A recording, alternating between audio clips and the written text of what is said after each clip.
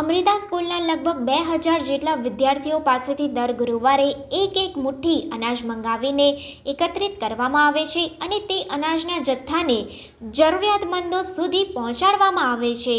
મંગલ મંદિર માનવ સેવા પરિવાર બગોદરા કે જ્યાં પંડ પીડાએ રજળતા દુઃખી નિરાધાર બિનવારસી માનવીઓની સેવા સાથે સારવાર કરતી સંસ્થામાં આ અનાજને પહોંચાડવામાં આવ્યું હતું.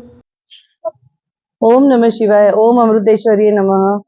અમારી સંસ્થા અમૃતાનંદમયી દેવી જે સાઉથમાં છે એમની છે અને અમારી સ્કૂલમાં બાળકો લગભગ 2000 જેટલા બાળકો છે અને એ બાળકો દર ગુરુવારે એક મુઠ્ઠી ચોખા અને દાળ લઈને આવે છે અને એ અમે ભેગા કરીએ છીએ અને પછી બધા શિક્ષકો મળી અને એનું પેકિંગ કરીએ છીએ. લગભગ એક પેકેટમાં 2 કિલો ચોખા અને 2 કિલો દાળ એ ભેગી કરીએ છીએ અને એનું પેક કરીએ છીએ અને આવી જરૂરિયાતમંદ જે સંસ્થાઓ હોય એને આપીએ છીએ.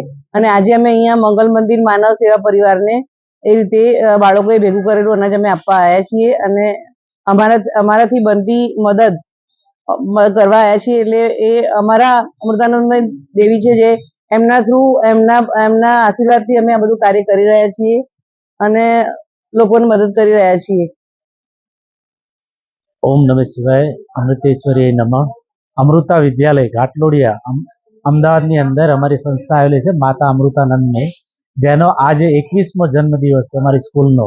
અને દર વર્ષે અમ્મા અમે હુલામણું નામ એમનું છે અમ્મા માતા અમૃતાનંદમયની અંદર હરેક અલગ અલગ એક્ટિવિટીઓ કરીએ છીએ, સેવાના કાર્યો, જેમાં છોકરાઓ પાસે પણ અમે કરાવીએ છીએ. જેમાંનું એક છે અન્નદાન.